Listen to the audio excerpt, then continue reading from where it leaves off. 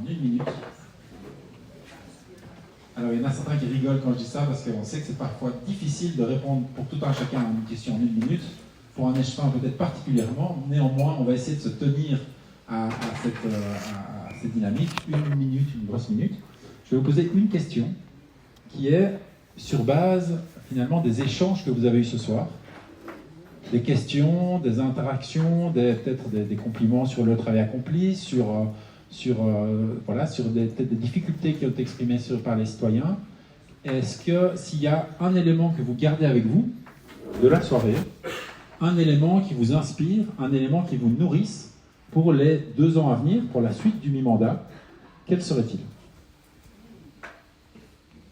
Donc un élément avec lequel vous repartez de cette soirée, pour chaque échevin, chaque échevine. C'est important que vous soyez attentif à la question, parce que je vais vous la poser. et Alia, tu veux... Dus we gaan gewoon aan de verschillende schepenen vragen in 1 minuut een element te geven van de uitwikkelen van vanavond die u voor de 2 komende jaar inspireert.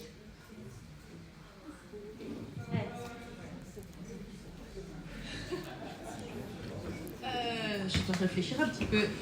À ma table, on a eu des échanges très enrichissants. J'ai surtout parlé des master plans, des visions urbanistiques globales qu'on a.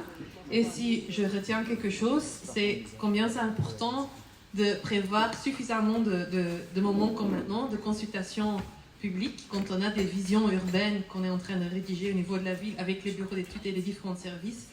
Ce que je retiens, c'est que les Mbécois sont ceux qui connaissent le mieux leur terrain et c'est ça un élément que je prends avec moi, c'est dans ces visions, les master plans, les visions directives, de faire suffisamment des allers-retours et venir vous voir et vous écouter pour intégrer les besoins et les remarques de tous et toutes. Merci à vous. Sorry. Voilà, donc même question pour Madame Gelab. Voilà, bonsoir. Goedenavond iedereen. En tant qu'échevine de la propreté publique, je ne reçois pas beaucoup de compliments. Mais j'en ai reçu un ce soir et je voulais le partager avec vous. J'ai une dame, voilà, qui m'a félicité et ça m'a donné des frissons. Elle m'a dit je vous félicite pour le fleurissement de Neder-Overheembeek. Toutes ces fleurs qui apparaissent au printemps, c'est magnifique. Eh bien, c'est pour vous, madame. Et c'est pour vous, chers habitants, que nos services des espaces verts essayent de fleurir un maximum et faire en sorte que les quartiers soient agréables. Et plus c'est joli, plus c'est beau, plus c'est fleuri. Et on espère que ce sera plus propre aussi et que les gens vont respecter un peu mieux leur quartier.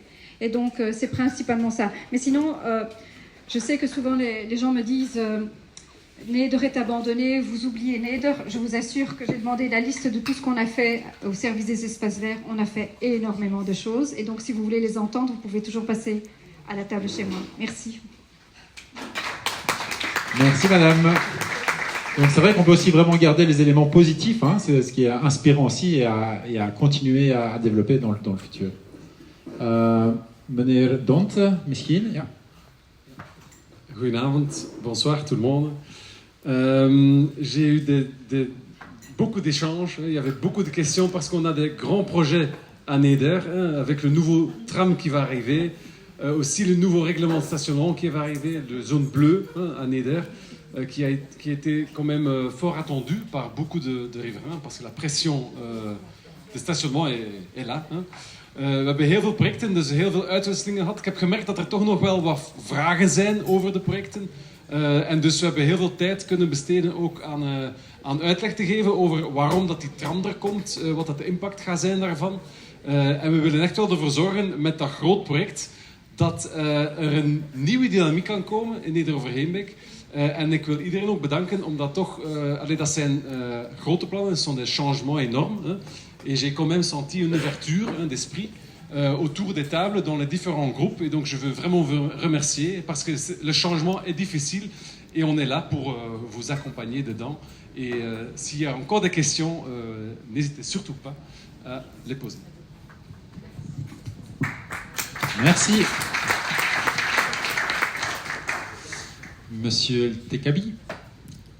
El Ktibi, c'est pas grave. Moi, je m'occupe de l'état civil. Ce soir, j'ai eu surtout des questions sur les réfugiés ukrainiens, paradoxalement, parce que d'habitude, on pose beaucoup de questions sur des antennes, sur l'accueil des guichets, etc., etc. Mais apparemment, ça marche bien. Hein, depuis qu'on est là, ça marche très très bien. Et puis, il n'y a pas beaucoup de questions par rapport à ça, mais des questions par rapport aux Ukrainiens. Ça veut dire que pas mal de gens ici à Nèdre se préoccupent quand même de cette problématique, de l'accueil de ces réfugiés qui ont fui la guerre. Et il y a déjà des gens ici dans la salle qui ont accueilli des Ukrainiens chez eux. Il y en a qui cherchent à en accueillir et qui essayent de comprendre comment on fait les démarches, comment on prend toutes les mesures nécessaires pour que ces personnes soient bien accueillies, que nos enfants trouvent une école, pour qu'ils puissent trouver un logement et pour qu'ils puissent trouver de l'aide, notamment au CPS ou du travail tout simplement. Et donc c'était un moment important ce soir, en tout cas, et je crois que le contexte le permet. Cela dit, le plus important, c'est ce que je pense en tant qu'homme politique, c'est la participation des citoyens. J'ai eu la chance dans le passé de m'occuper de la participation. Je vois ici un échevin honoraire, je parle de Christian Seux, avec lequel on a fait quand même pas mal de choses. Voilà. Oui, où est-ce qu'il est? Oui. Ah oui, Chantal qui était à ma table en plus, oui, Chantal Noël, et San, voilà, qui est là aussi. Voilà. Merci en tout cas pour votre accueil ce soir. Merci. Et maintenant, la parole à Madame Harish. Oui, donc bonsoir à tous. Moi, j'ai eu l'occasion d'échanger énormément avec différentes personnes autour de ma table, notamment sur la construction de la nouvelle école qui sera une école à pédagogie active. J'ai eu affaire à des parents, mais aussi des gens qui ne sont pas spécialement parents, des enfants de l'école La Croisée des Chemins. Et j'ai senti énormément d'inquiétude, d'une part sur l'infrastructure, mais d'autre part aussi sur le projet pédagogique de cette future école. Et donc, on va certainement, dans les semaines qui viennent, rencontrer l'association de parents, rencontrer les parents ensuite pour, d'une part, donc donner des informations sur le calendrier, mais aussi, surtout, les rassurer par rapport, évidemment, à la continuité pédagogique. Ça se fera dans les semaines qui viennent. J'ai eu aussi des questions sur l'extension de Pagode, donc qui est aussi une école secondaire, et avec un focus sur les conséquences en termes de mobilité si on devait accueillir plus d'enfants.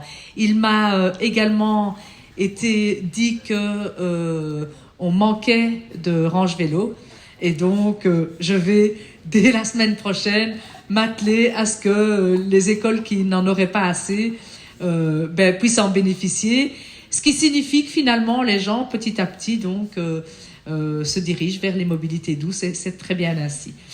Voilà, je pense que c'est l'essentiel de ce dont on a parlé, un petit peu de la pénurie des enseignants, mais vu le plan que la ville de Bruxelles a mis en place, franchement on arrive à plutôt bien gérer ça, et donc on continuera dans la même veine. Merci à tous. Merci beaucoup. Donc, même question pour Monsieur Minguin. Un élément qui vous inspire pour cette deuxième partie du mi-mandat avec lequel vous repartez de cette soirée. Bonsoir à tous. Une grande question qui revient tout le temps, c'est il n'y a plus de banc contact à Nèdre. Et pour reprendre la phrase qui m'a été dite ce soir, ce serait une bonne nouvelle, car effectivement, il y a peut-être une bonne nouvelle, c'est-à-dire que la firme qui a repris la gestion des bancs contacts de toutes les banques belges, qui s'appelle Batopin, un projet dont il faudra encore beaucoup parler, mais soit, nous avons déjà un accord de principe avec eux pour remettre un banc contact à Nèdre, et nous cherchons le lieu d'implantation. Donc ce serait une bonne nouvelle, mais je ne croirai que quand je le verrai, et donc on va continuer à mettre la pression, et ça donne de l'espoir pour la seconde partie de ce mandat, c'est le retour d'un banc contact rue François Beckermans, et j'espère qu'on pourra le faire ensemble. Merci. Madame Moutier-Bellé, qu'est-ce qui vous a inspiré ce soir? Alors on a beaucoup parlé de logement, et beaucoup de personnes m'ont demandé mais pourquoi vous construisez qu'à Nèdre?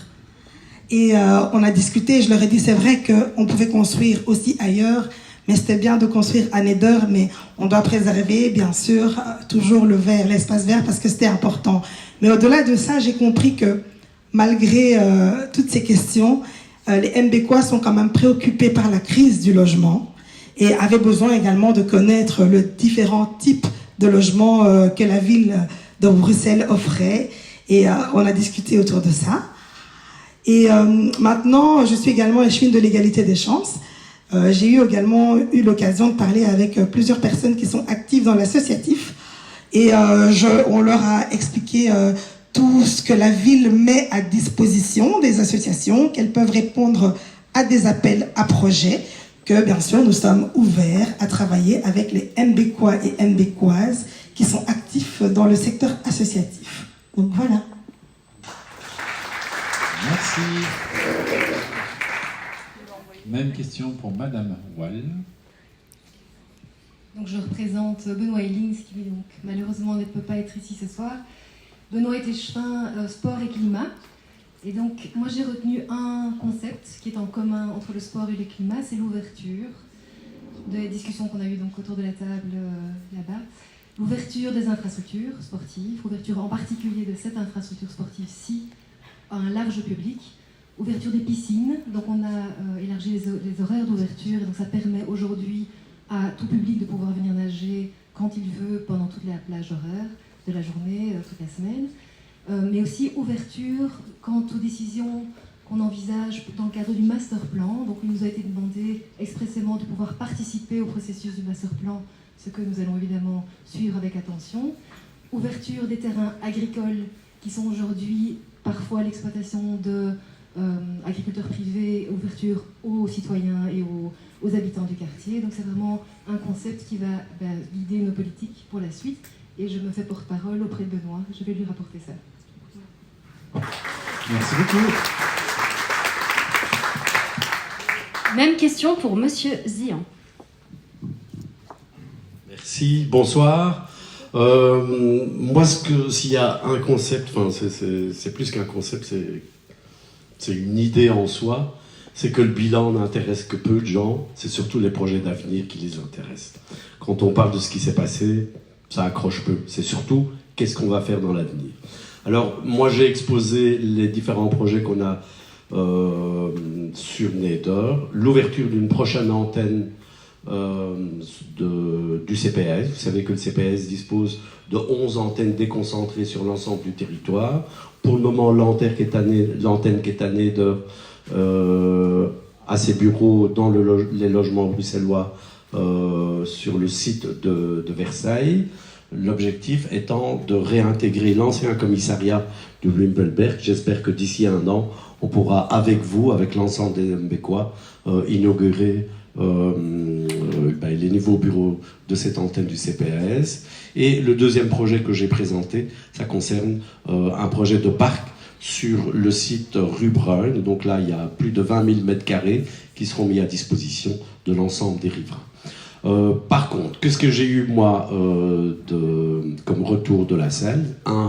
Des problèmes d'aide, tout ce qui concerne l'aide alimentaire. Il y a une association qui est très active, la DAPS, et qui m'a interpellé sur les manques de locaux qu'elle connaît. Et donc, la plupart du temps, elle fait la distribution alimentaire, les colis alimentaires qui sont distribués aux plus nécessiteux dans la rue, etc. C'est une problématique extrêmement importante. Et j'ai proposé qu'elle me rencontre tout prochainement et qu'on puisse essayer de voir quelles sont les pistes de solutions qu'on peut dégager ensemble. Et la deuxième interpellation la plus importante, c'est comme toi, Ahmed, c'est les Ukrainiens. Quel type d'aide? Qu'est-ce qu'on peut leur fournir au niveau des aides du CPS? Et bien entendu, là, j'ai pu donner une information relativement complète, mais j'ai pris les coordonnées Internet et là, on pourrait leur donner une information vraiment la plus exhaustive possible, bien que les choses évoluent, n'est-ce pas, monsieur le bourgmestre? Pour le moment, le dispositif se met en place. Il y a encore énormément de choses sur lesquelles, notamment toute la question du logement, sur lesquelles il faut se mettre d'accord. Et personnellement, vous le voyez peut-être sur les tables, j'ai pris les flyers concernant la crise des prix de l'énergie. Beaucoup de gens ont des difficultés pour faire face à leurs factures d'énergie. Et donc là encore, le CPS est présent. Depuis 1 mois, il sillonne tous les marchés, bien entendu aussi de Neder, mais tous les marchés qui se trouvent sur le territoire de la ville pour informer la population que le CPS est à leur côté pour leur venir en aide. Voilà, merci. Merci beaucoup. Et vous pouvez passer le micro à votre voisin de droite, puisque avant de laisser le mot de clôture à votre bourgmestre, on va écouter M. Pinksteren, qui est un peu l'initiateur de cette participation. Oui, enfin, je voulais peut-être souligner, pour répondre à la question, un élément que j'en emporte pour les 3 prochaines années, c'est la transversalité. Moi, j'ai l'impression d'être une espèce de table catalyseur, comme ça, peut-être que mes autres collègues aussi, mais on faisait de l'orientation, comme ça, dire, mais ça c'est plutôt un tel, ça c'est plutôt un tel, mais en fait, c'est nous tous.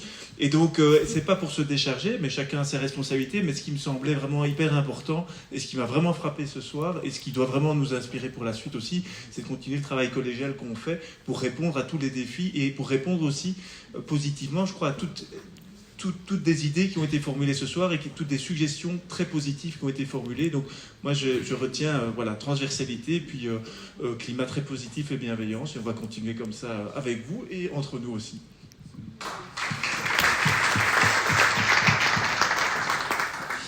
Bien, mais écoutez, nous, d'abord un tout petit mot sur la sécurité. Je pense que quelque chose qui a fort changé, c'est ce qu'on a inauguré maintenant il y a un peu plus de 3 ans. C'est le commissariat de Neder-Overenbeek, 24 heures sur 24, 7 jours sur 7. C'était une vieille revendication. Je dirais que moi, le souhait que je fais, que j'ai ressenti dans la table, c'est la personnalisation de la commune. Je m'explique, je veux saluer Beata, votre régisseuse de quartier. On a beaucoup cherché, on nous disait on ne connaît pas notre agent de quartier, on ne sait pas qui est qui. Maintenant, on sent bien que de plus en plus, parce qu'il y a ce partenariat local de prévention, mais on identifie les gens. Et je crois que ça va être notre gros boulot, nous, c'est au-delà des élus que vous connaissez plus ou moins, c'est, ok, c'est qui à l'état civil, comment il s'appelle, je connais son prénom, c'est qui s'occupe des crèches, c'est qui la prof, la directrice de l'école qui est là-bas, c'est qui la police, qui est la personne que j'ai. Et on sent, moi, le vrai souhait que j'ai, c'est qu'au-delà des débats sur des gros projets, des grandes choses, c'est un peu différent, dans Neder, il y a toujours eu ce débat de dire, il y a 20 ans, on était la moitié de la population qu'on est maintenant. Et donc, Neder a toujours eu un peu ce sentiment, dit, mais oui, mais par rapport à avant, il y a beaucoup de monde. Je vous ai dit, en 21, quand on fusionne, il y a 4000 habitants, il y en a 32 000. C'est de garder cet esprit des gens qui connaissent très très bien leur quartier, malgré le fait que de plus en plus de gens y habitent. Et ça passe aussi par le fait d'avoir des visages, et que la ville, elle ait un prénom et un nom, qui est en fait son agent, qui puisse répondre à vos questions. Voilà mon souhait le plus fort. Alors, sorry, maar voor onze Nederlandstalige inwoners ook, omdat Ans heeft een beetje vergeten om met de Nederlands te praten. Het is echt een probleem. Voilà. Als burgemeester, ik moet zeggen aan Ans, dat is niet normaal, sorry. Bart heeft dat gedaan, maar je moet een beetje ook in Nederlands praten. Het is belangrijk, we zijn een tweetalige stad. Nou, met bedankt voor uw aanwezigheid. Dit co-constructie van de stad, voor ons de kern van ons beleid. En ik hoop dat voor de volgende week en volgende maand we hebben een succes zoals we hebben hier vandaag. Omdat het is voor ons echt belangrijk om horen, maar ook praten met enkele inwoners over de toekomst van onze stad. Dan bedankt voor dit moment. Merci à tous pour ce moment. Merci à tous. Donc le bar est ouvert. Il y a les petits papiers, n'oubliez pas de les laisser ou de les redéposer aux gens de Bruxelles Participation pour qu'on puisse bien collecter toutes vos